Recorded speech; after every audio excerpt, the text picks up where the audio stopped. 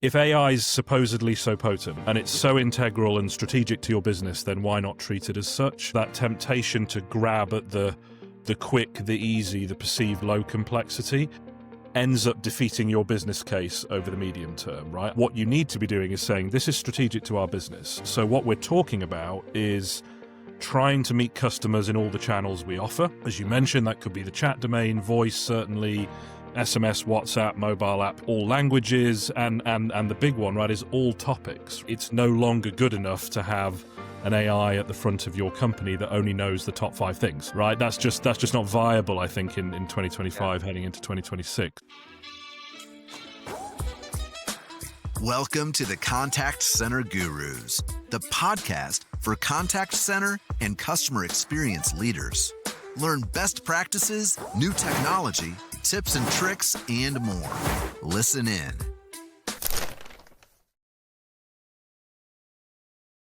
Hello, everyone, and welcome to the Contact Center Gurus podcast. Glad to have you with us here today. And today, our title for this podcast is From AI Chaos to Customer Confidence, Building Virtual Agents That Actually Work Across Every Channel. And joining me today is Adam Fenwick, the SVP of Global Alliances at Boost.ai.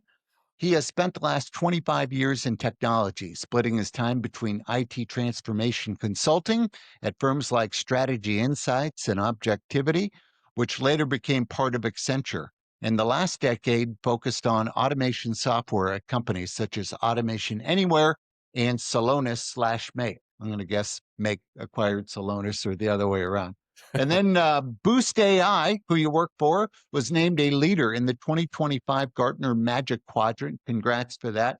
And they were named that for conversational AI, and it empowers regulated industries. That's important to note, that you're actually automating for regulated industries, the most difficult ones like healthcare and others to actually tackle, right? So for regulated industries to automate with confidence, control, and care, so you can trust every conversation. So we'll, I'm sure, come into that and maybe some examples of clients a little later on. But I'll mention to everyone a little bit about our theme. And if I look away, it's because I have to read. I can't remember everything. I'm old. So most organizations have been burned by failed AI projects. I don't know if it's most AI. I don't know if it's most organizations have been burnt now that I rethink what I wrote. But a lot of them have, and I think more frequent, us as customers have experienced bad AI that's just workflows and doesn't ever resolve anything. And then eventually you need a human. So anyhow, whether chatbots that couldn't understand simple questions or IVR systems that frustrated customers into pressing 0 immediately, this episode explores how CX leaders can move past the AI graveyard and deploy conversational AI across chat, voice, and SMS, and more, that customers can actually trust and use, especially in regulated industries where compliance and accuracy aren't optional. Adam, welcome. Glad to have you today.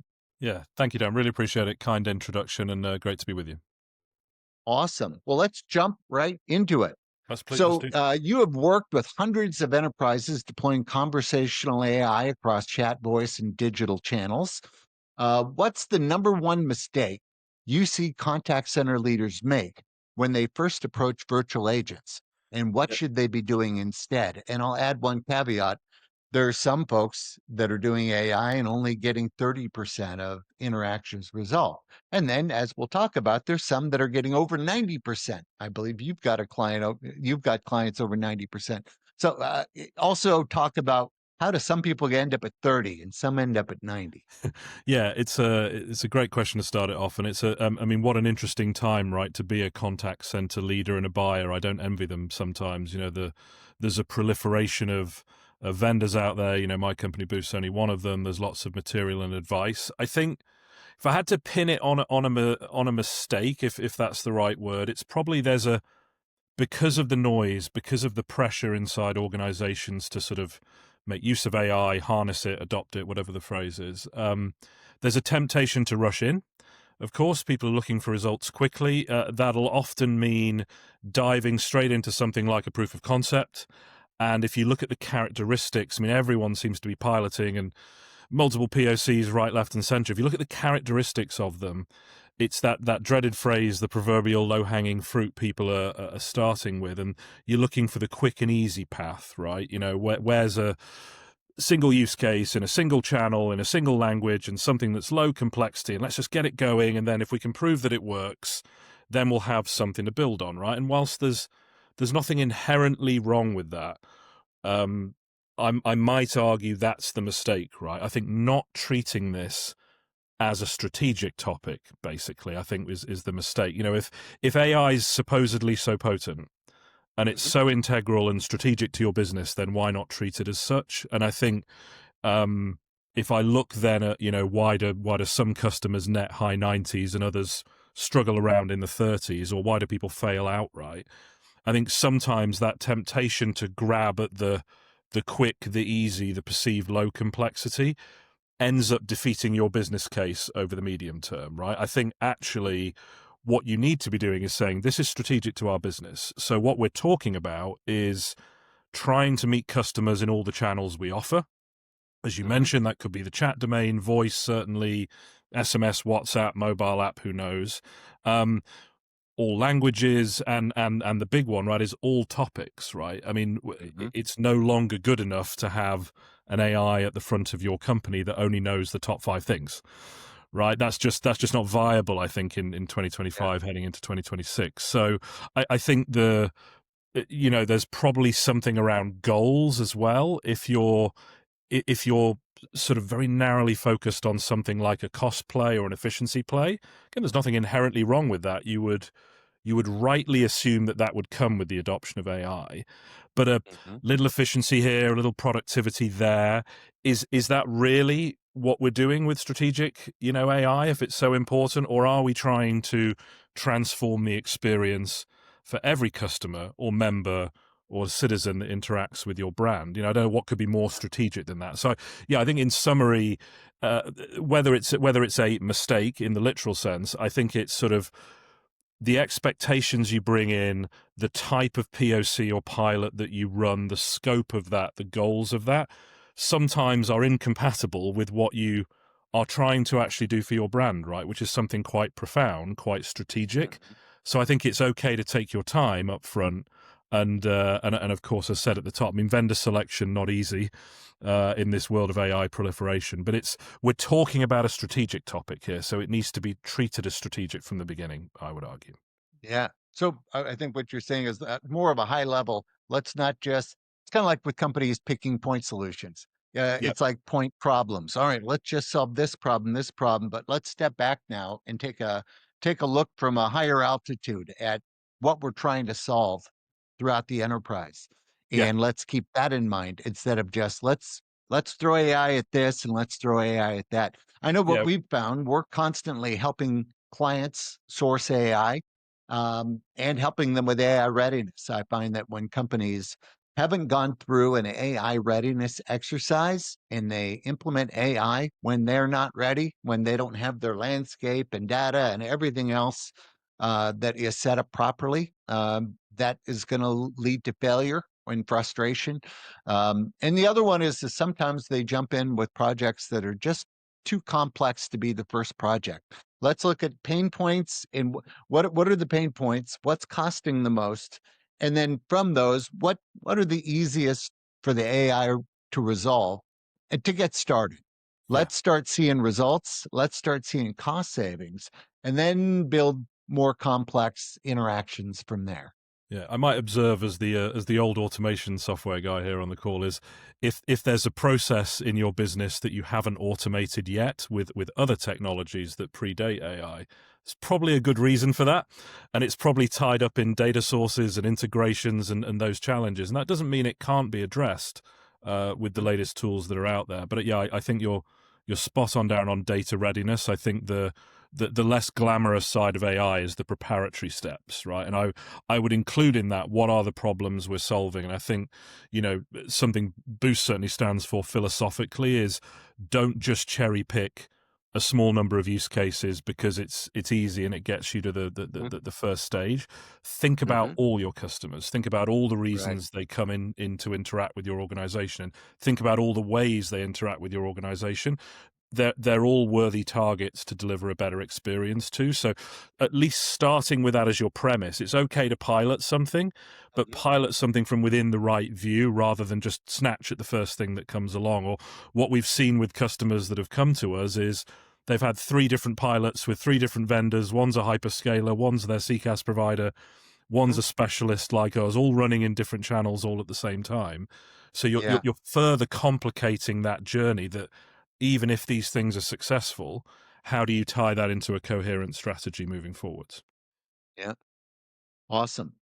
So let's talk about the AI graveyard. And I mean both sides, chatbots that couldn't answer basic questions and voice systems where customers immediately hit 0 to reach a human.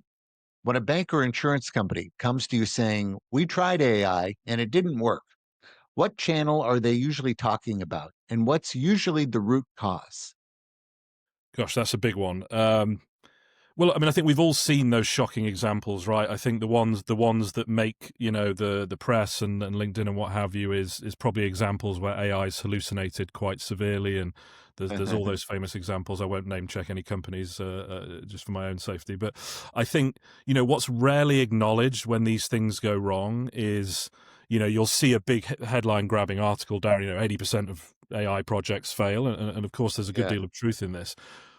The often overlooked reasons are that a business case didn't work when you tried to scale it from pilot to production, or even more fundamental than that is bad conversation design is often to blame, right? So I'm not giving a pass to my software category that there are no product malfunctions. There are product malfunctions, and you can design certainly conversational AI in different ways, in different styles, which we might get into later, that can increase or decrease the likelihood of hallucinations. And you do have a choice in today's market of how much security and assurance do you want to deploy with this type of technology versus how much are you willing to roll the dice. So I think that is important to say. I think channel-wise, I think the voice channel is the one that catches the attention, because I think there's a different expectation and tolerance for customers. I think we're all familiar with the routine of interacting with a chatbot.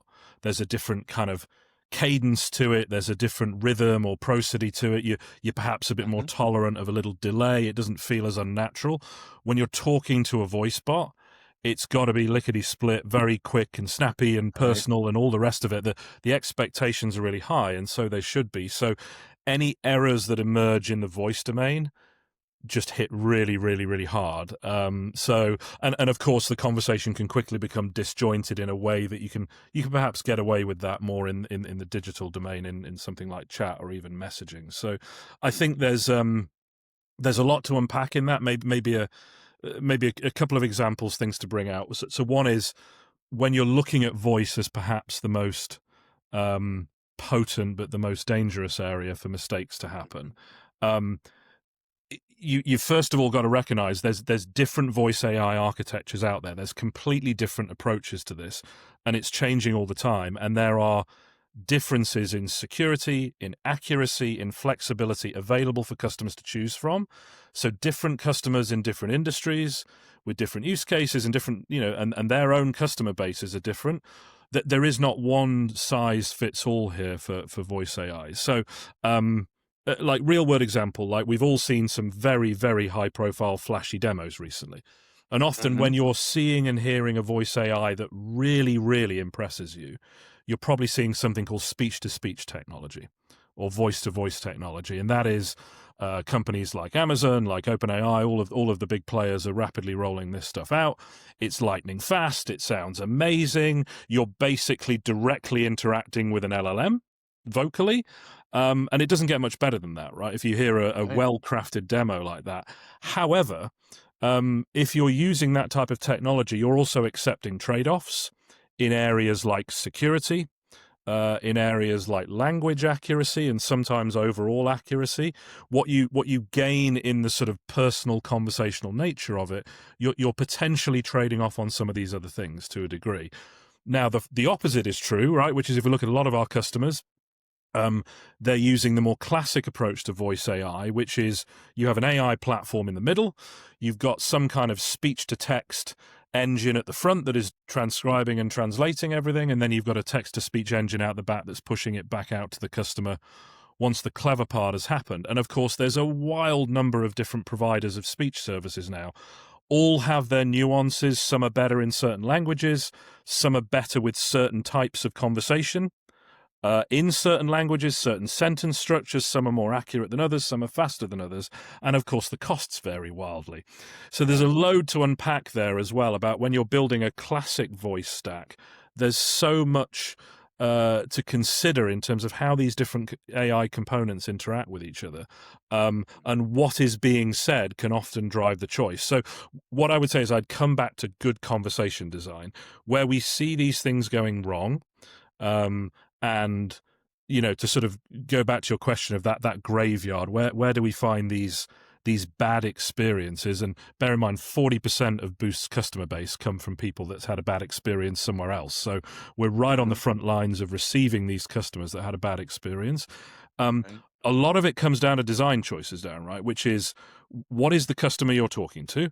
What is the experience you want them to have? And for each and every channel you might engage them in, you've got to very purposely design how that conversation goes, especially with voice. And the tools are there to do that. The question is, are you willing to put that time in to design and finesse that? And you might have to do that down to a topic level, as opposed to just throwing an AI at it and hoping it can handle itself because it's a modern LLM, right? And that rarely works out well from what we've seen. Yeah.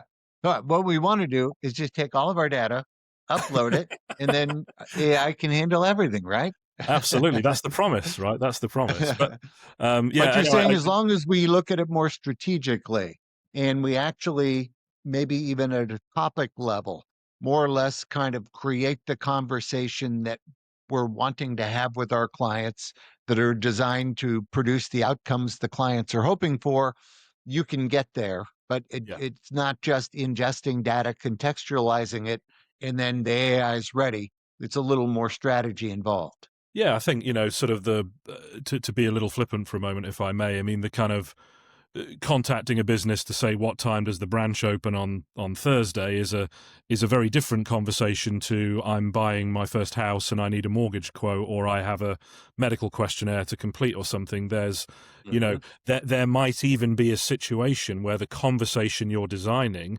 has a deliberate trigger in it that says, hey, if you understand the customer's need is X, you are duty bound to escalate that to a person, actually, because that requires the emotional input of a person. That's a perfectly acceptable outcome for sensitive issues, particularly in areas like medical and insurance and things. If someone's in a distressed state, for example, right? Do you really want to be hammering with them with AI for the whole conversation? So I think there's a bigger game to be played here, which is looking at all the different channels, looking at the different nuances of how these channels converse with your customers, and then looking at the topics and use cases and saying, do you really want to paint all of your customers with the same brush? Probably not.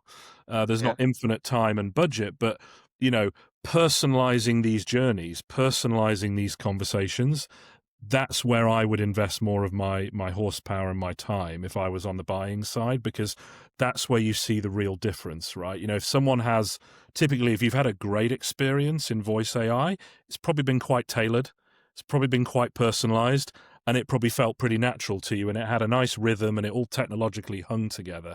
That was designed for you.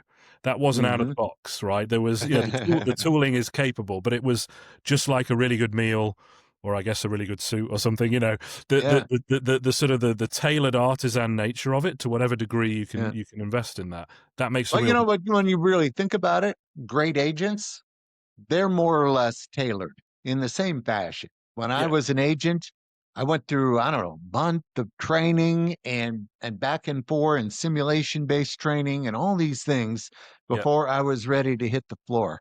And more or less, you're just doing that for the AI.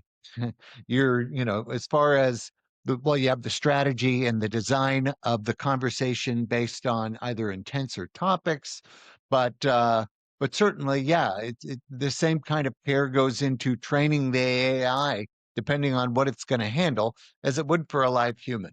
100%. I mean, why would Yeah. you treat the virtual agent any different, right? The premise is the same, the principles are the Yeah. same, the duty of care to the customer is the same. Yeah. Cool. So one of the biggest fears around generative AI in regulated industries is accuracy and compliance. And that fear is amplified in voice channels where conversations are more complex and nuanced. How are leading organizations balancing the power of generative AI with the need for accuracy across phone chat, SMS, and other channels in sectors like banking, insurance, and healthcare? Yeah, another great question, Dan. I mean, I think, yeah, I mean, regulated industries is something Boost is known for, something we've specialized in. So these very high compliance environments with huge regulatory standards and audit requirements and that sort of stuff. I mean, that's our typical situation. So we have a lot of hard yards in this space serving customers. So I think let me just say a couple of things up front. First of all, my first point would be, well, Gen AI is not the solution to everything. Let me come back to that Right. in a moment. Secondly, is not all Gen AI LLM models are equal by design in Right. any way. There's a huge variety of them, even from the same companies now.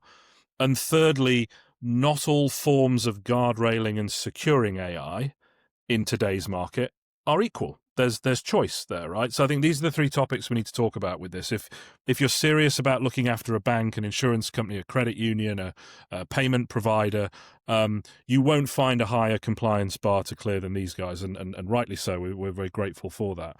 So I think, the best way I would advocate for using Gen AI and LLMs in such a regulated company is they're really good at certain things, and they're less perfect at other things. And Boost, we're one of the advocates of what we call hybrid AI technology. So we tend to deploy in parallel the very latest Gen AI with also machine learning NLU based sort of more deterministic flow design, and we use both of those AI technologies at the same time. And we have the ability to switch between those AI technologies depending on the situation. So back to our point earlier, if you're going to have a very chatty, very bubbly, warm concierge-like virtual agent at the front of your organization, let's say on Mhm. the phone and potentially on the website, an LLM's fantastic at that. You're not going to find a better triage technology Yeah. in the world that it can potentially understand thousands of different topics in dozens of different languages. It'll do it with a smile on its face Yeah. 24/7 and can direct customers appropriately down the right directions. Now, again, if the question is, what time does the branch open on Thursday? The LLM's answered it in a nanosecond and you're off to Yeah. the races. If it's, I need a mortgage approval, well, then you're talking about authenticating that customer, going through legally mandated language, possibly other types of ID checks and what have you. There's a real place, Darren, in regulated industries for more traditional NLU based AI conversation design. You get a guaranteed repeatable outcome every time that's bulletproof, that's auditable, that's very, very easy to report on and to ensure there's no bias or prejudice or anything like that taking part. It's not that LLMs and Gen AI can't do some of that stuff. They absolutely can. But it's what we're strong believers in is a balanced approach of using the right AI and customizing that on a per topic level.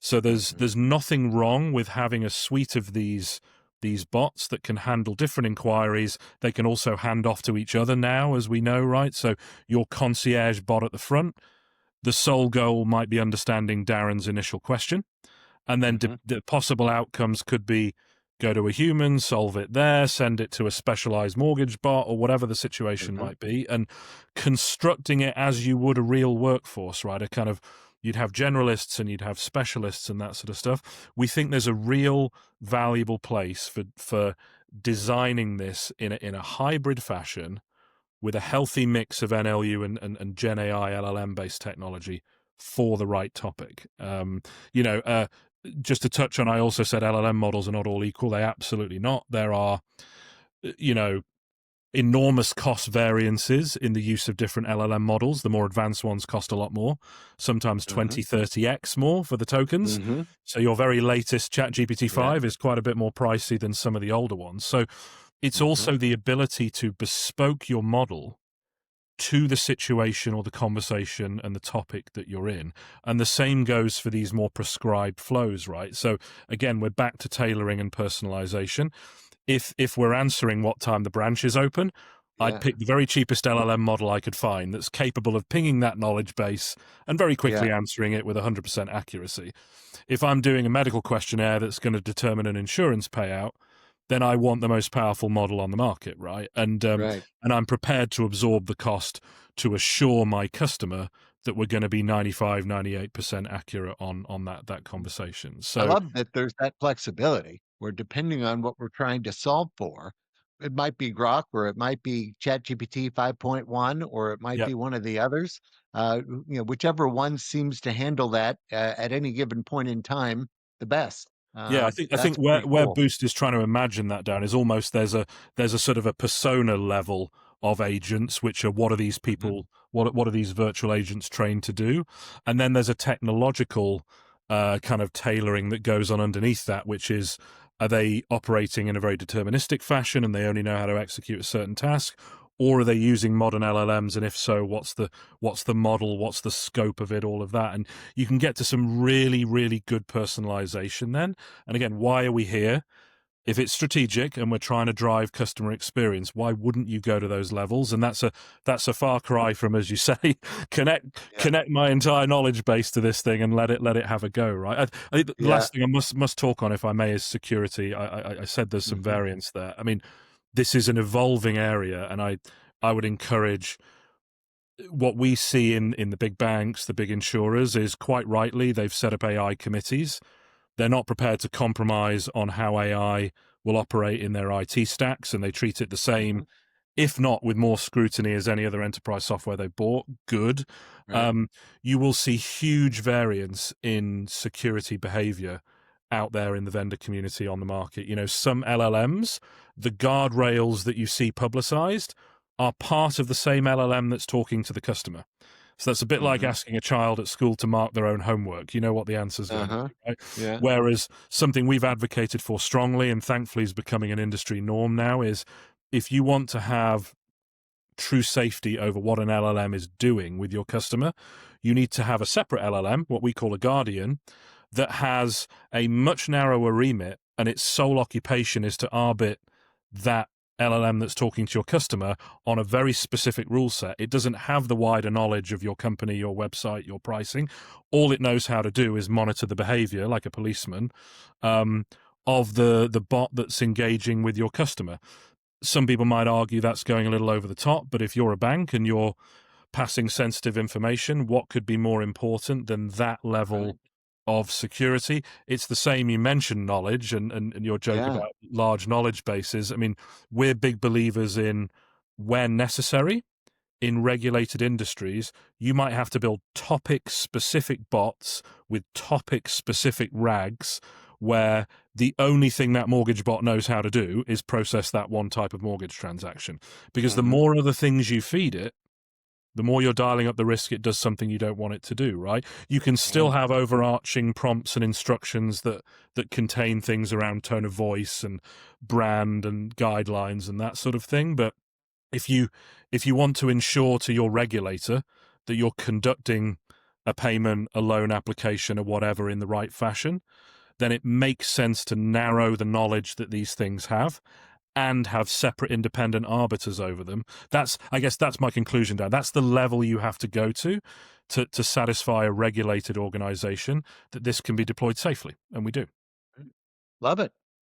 So I'll just make a note here that when I've been helping companies source various technologies for some time now. And let's say 5 years ago, I remember helping folks that were trying to move away from AI that was able to resolve 5% of Mm. interactions. And I was trying to help them get to 10%. It was a while ago, right? That And was then material probably back then, right? So yeah. So then I don't know, was it was it around October 2022 or 2023 when OpenAI released ChatGPT, and then everything changed, right? Mm, But so I went from trying to help folks get from 5% to 10. I then went from helping them get from 10% resolution to 20. And for a while there, I was stuck in that. Let's get them from 5 or 10% to 20%. And now we're seeing regularly AI that is resolving 80% or better, and with client examples that are in the 90% range. mm, So all that's within 5 years. And if we narrow it down from when OpenAI was released, it's, most of it's in the last 2 years, right? mm. And so if we look 2 years in the future, wow, where's it going to be? Are we going to be at 90% resolution rates across the board? So anyhow, I just wanted to share that. I'll come back to the questions. You've seen organizations achieve 90% resolution rates, and feel free to mention one example if you like, with virtual agents across multiple channels. So walk us through a specific example of what did that journey look like from day one to hitting those numbers across chat, voice, or both? Sure. And what were the key success factors?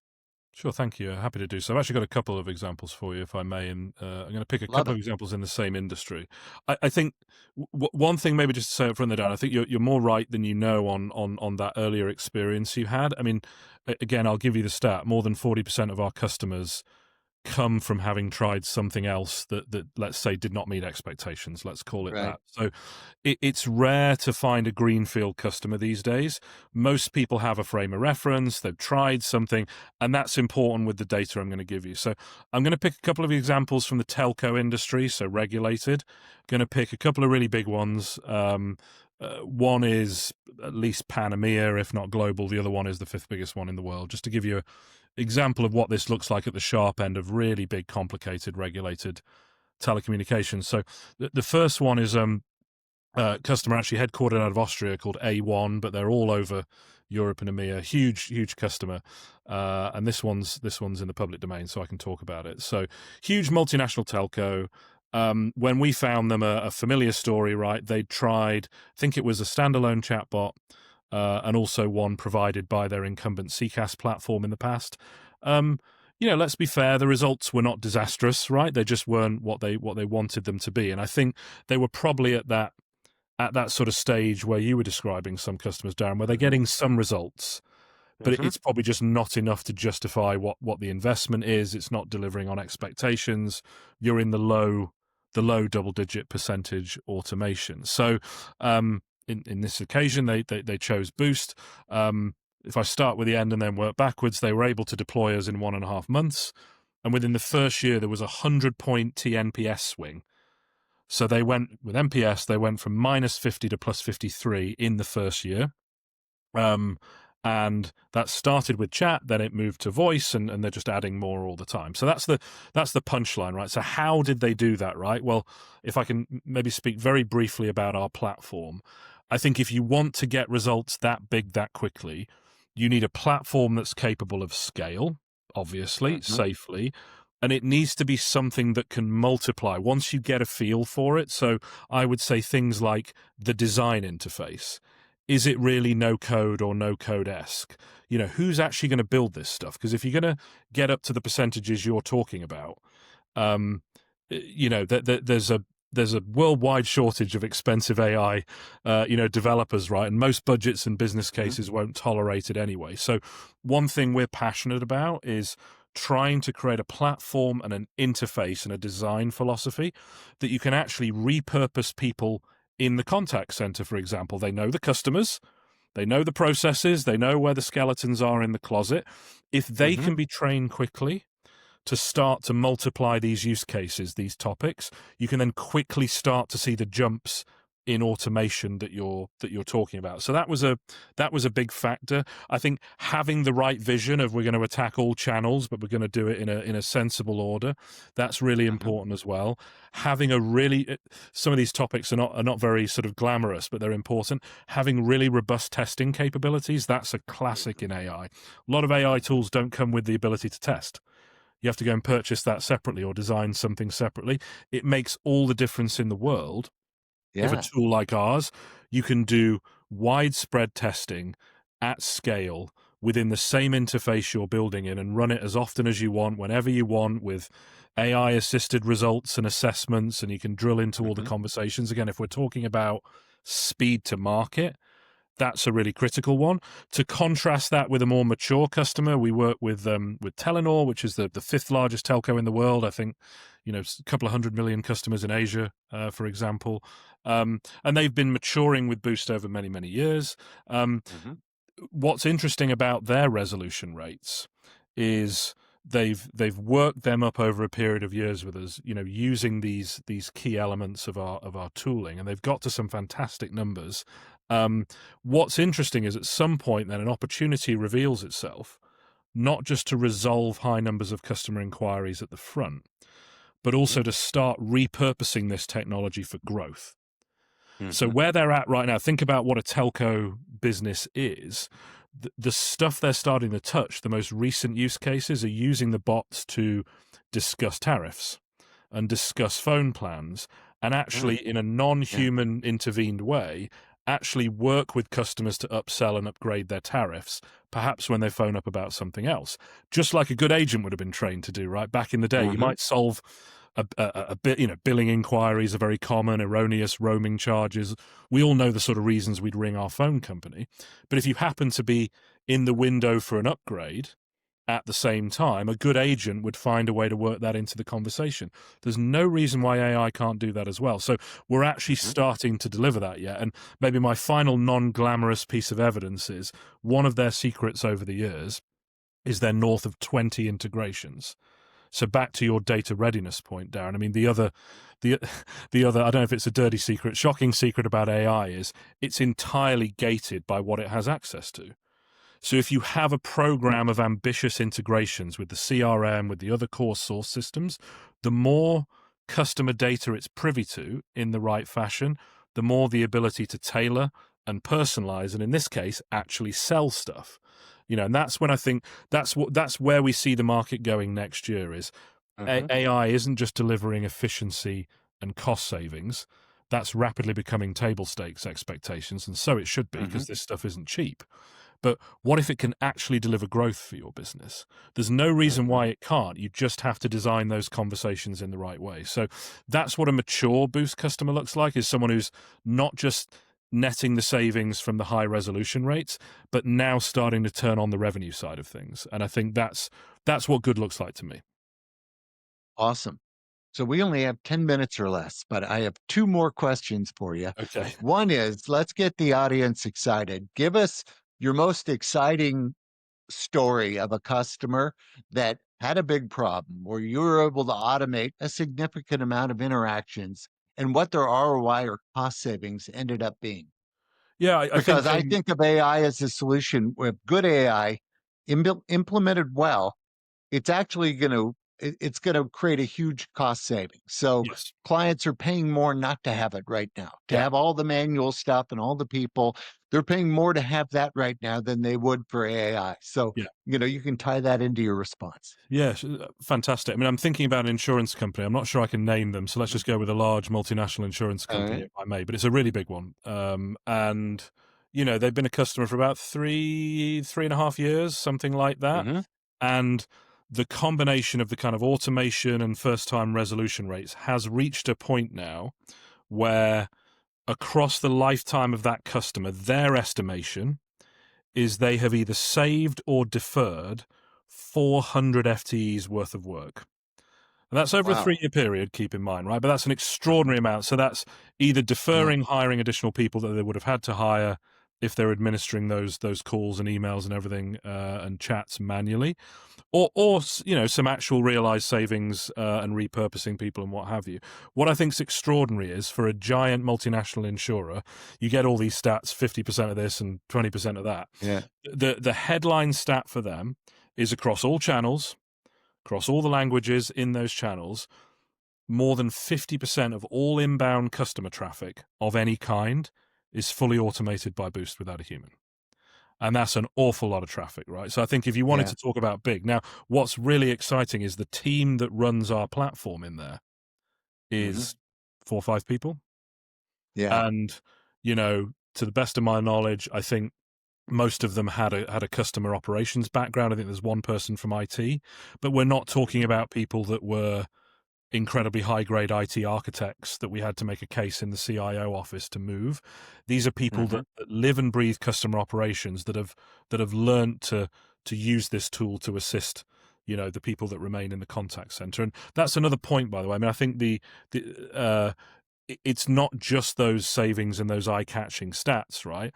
Of the traffic that remains, the AI is also intentionally directing certain customers in certain topics, in certain scenarios, to people more efficiently, with more context, with more summary, with more suggestions, right? So it's actually helping the human agents as well. And that was the promise that we were all sold, right? Is it's not just going to automate a bunch of stuff.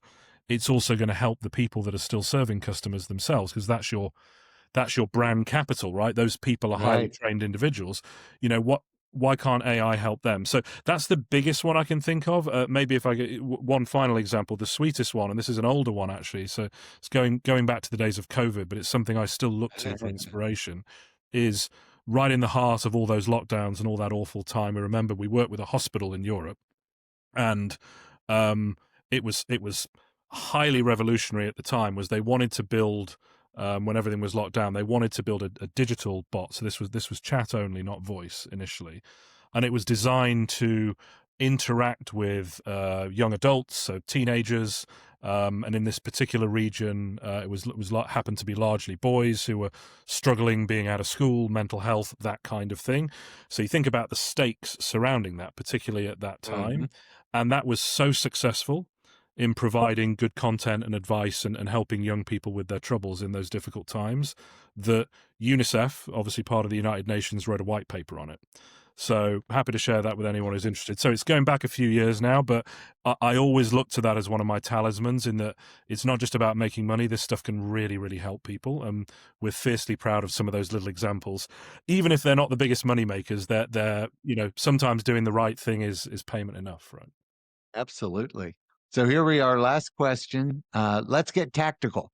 If a contact center leader is listening right now and thinking, we need to deploy AI across our phone and digital channels, but we can't afford another failed project, what are the 3 non-negotiables that they should look for when evaluating conversational AI platforms, especially if they want one platform that works across everything?